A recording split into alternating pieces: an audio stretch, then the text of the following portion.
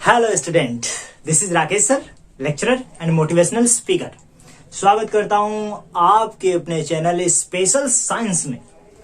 आज की टॉपिक में हम लोग मानव हृदय के बारे में पढ़ेंगे, है ना। ये क्लास 9, 10, 11, 12 तक ये सारी पॉइंट्स इंपॉर्टेंट हैं, इसलिए इसको टारगेट किया गया ताकि ये आपको बहुत बेहतरीन ढंग से समझाया जा सके।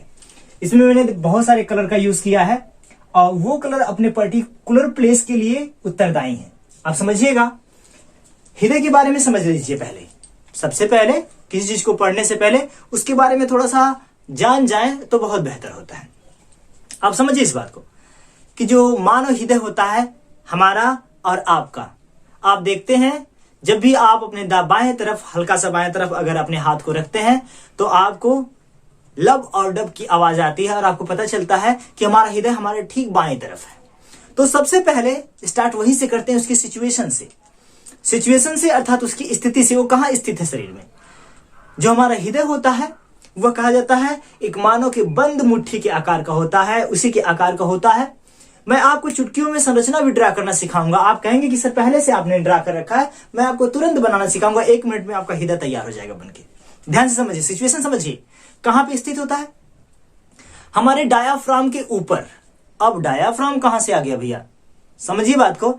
हमारा जो फेफड़ा होता है या हमारे फेफड़े के ऊपर पेशियों का अर्थात पसलियों का एक पिंजरा होता है, और पिंजरा जहां खत्म होता है उसी पे एक पतली सी लेयर लगी होती है, और वो लेयर ऊपर अपने हृदय और हमारे लंग्स को ऊपर की तरफ सुरक्षित रखती है और नीचे की तरफ एब्डोमेन, पेट रीजन होता है।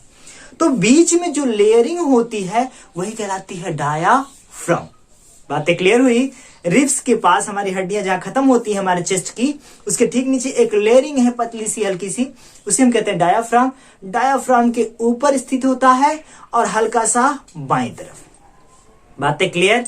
किसी का भी दाहिनी तरफ नहीं मानव में, अर्थात डायाफ्राम के ऊपर और हल्का सा बाईं तरफ होता है। कैसा होता है? बंद मुट्ठी के आकार का होता है।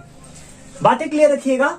मैं आपको पूरी तरह से आज ऐसा इसको समझाऊंगा कि आप समझ जाएंगे कि इसमें क्या क्या इसका वर्क होता है। सारी चीजें एक्सटर्नल रूप से, इंटरनल रूप से सारी चीजें समझ जाएंगे। आप समझिए, मानव जो हृदय होता है कहां बताया गया? डायाफ्राम के ऊपर और हल्का सा बाईं तरफ, बंद मुट्ठी के आकार का, और इसका जो भार होता है मानव में लगभग 300 ग्राम के आसपास होता है। कितने ग्राम? लगभग 1 पाव से और अधिक, 300 ग्राम के आसपास होता है। लंबाई देखें तो लंबाई 12 सेंटीमीटर के आसपास होती है और चौड़ाई 9 सेंटीमीटर के आसपास, और वही मोटाई 6 सेंटीमीटर। 12, 9, 6 ध्यान रखिएगा। और 300 ग्राम वजन, बंद मुट्ठी के आकार का, डायाफ्राम के ऊपर और हल्के से बाईं तरफ। हो गई बात चुटकियों में। सिचुएशन, वेट, साइज, शेप सब पता चल गया। बातें क्लियर हुई?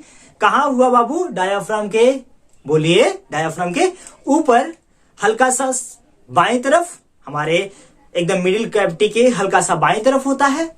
वेट जो होता है, भार 300 ग्राम होता है, लंबाई 12 सेंटीमीटर और चौड़ाई 9 सेंटीमीटर, और वहीं मोटाई देखें तो 6 सेंटीमीटर होती है। बातें क्लियर हुई? इतना महाभारत पढ़ने के बाद अब इसके बारे में समझ लेते हैं। आप कहेंगे सर सबसे इंपॉर्टेंट चीज तो इसका फिगर होता है, ये कैसे बनेगा? तो आप पेशेंस रखिए थोड़ा सा, मैं आपको इसके बारे में एकदम झटपट बनाना सिखाऊंगा। पहले इसके भागों के नाम जान जाइए, और भागों के नाम और कार्य भी साथ साथ समझते रहिएगा। पेन होगी तो पेन डाउन करते रहिएगा। आज का पढ़ाया हुआ कभी मिस नहीं होगा आपके दिमाग से, मेरा वादा है। आप ध्यान से बस सुनिए। जो मानव हृदय होता है वह 4 भागों में बटा होता है। कितने भागों में बाबू? 4 भागों में। अगर हम सीधे सीधे अपने सामने देखें और बताएं कि जो भाग होता है हमारा वो 4 होता है, 2 ऊपरी भाग और 2 निचली भाग। पहले मैं आपको एकदम आपकी भाषा में समझा रहा हूं।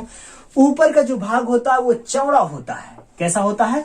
चौड़ा होता है, और इसे हम कहते हैं अलिंद। क्या कहते हैं बाबू?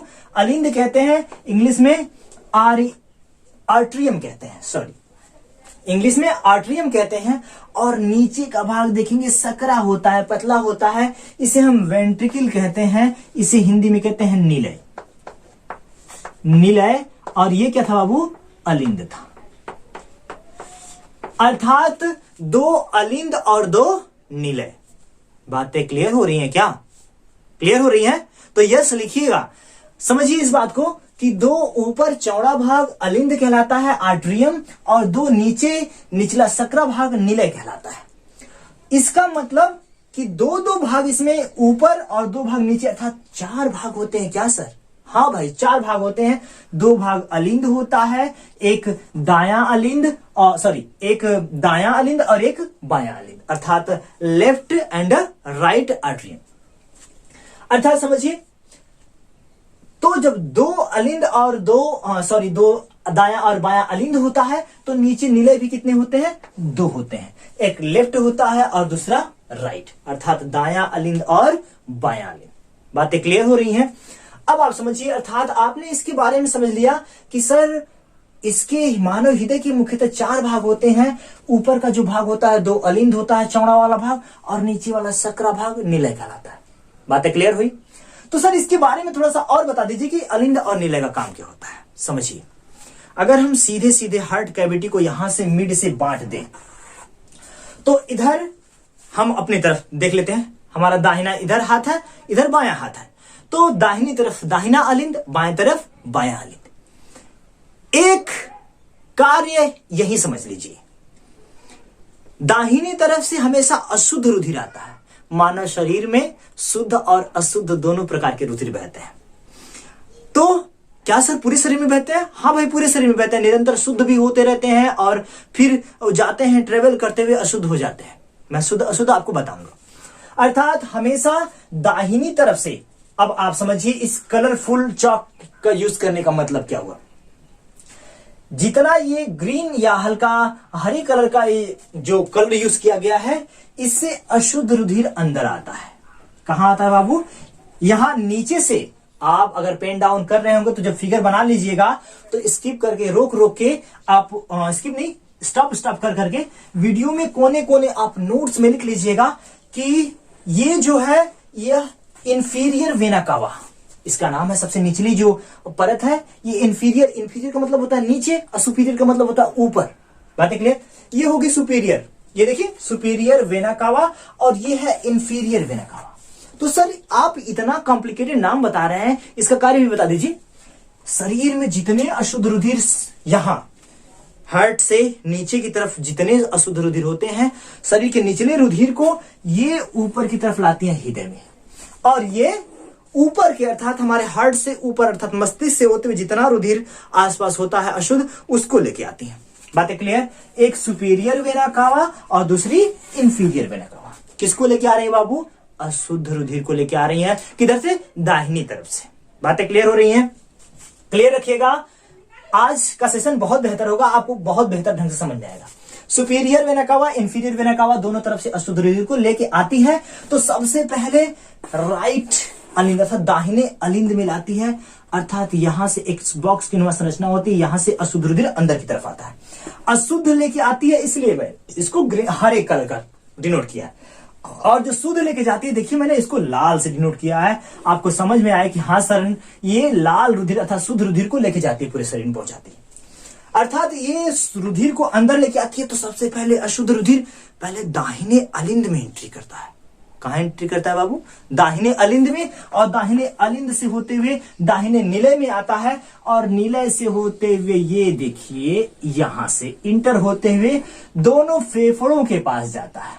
आपको मैंने बताया कि आप पेन डाउन करते रहिएगा, फिगर बना के, एक एरो बना के फेफड़े में जा रही है। और कौन सी वेंस लेके जा रही है आप समझिए? लेफ्ट पल्मोनरी आर्टरीज इसको ट्रेवल करती है, आगे की तरफ लेके जाती है। पल्मोनरी आर्टरीज को हम कहते हैं फुफ्फुस धमनी, हिंदी में याद रखिएगा। अभी फुफ्फुस धमनी आपको नाम सुन के बहुत अजीब लग रहा होगा, इसका काम भी बहुत कॉम्प्लिकेटेड, बड़ा गजब का है, समझ लीजिए। अर्थात ये अशुद्ध रुधिर को लेके जाती है। तो यही आप क्लियर कर लीजिए कि एक ही ऐसी धमनी है जो अशुद्ध रुधिर को शरीर में शरीर में लेके जाती है, फेफड़ों तक पहुंचाती है। फिर से क्लियर रखिए, जितनी शरीर में धमनियां होती हैं वो शुद्ध रुधिर को लेके जाती हैं। कौन से रुधिर को बाबू? शुद्ध रुधिर को धमनियां लेके जाती हैं और अशुद्ध रुधिर को वेन्स लेके जाती हैं। बात है क्लियर? मैंने एक बस शार्प पॉइंट बताया कि धमनियों में शुद्ध रुधिर बहता है और वेन्स में अशुद्ध रुधिर बहता है।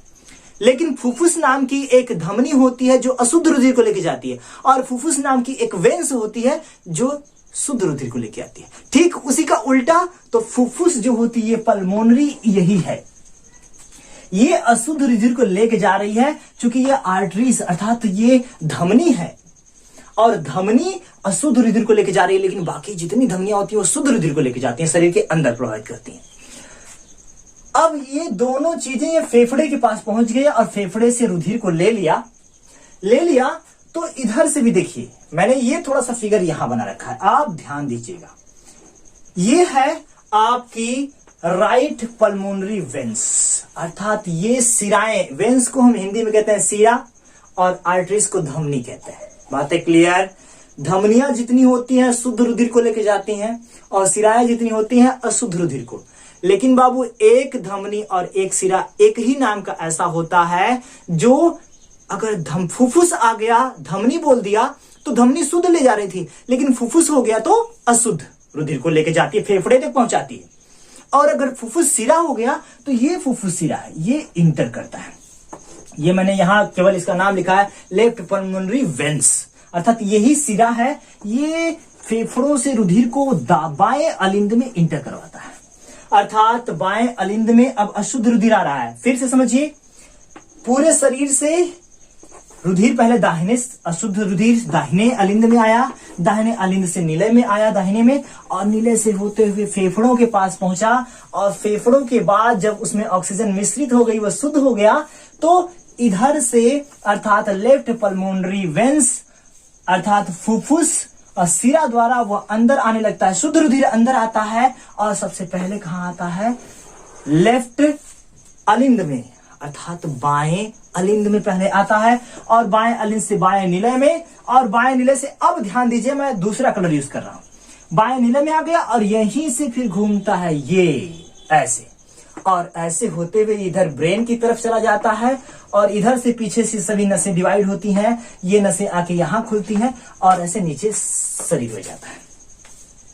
एकदम शार्प पॉइंट बताया है, मेन पॉइंट बताया है कि आप समझ लीजिए अलिंद और निलय का पूरा कार्य इतना है हृदय।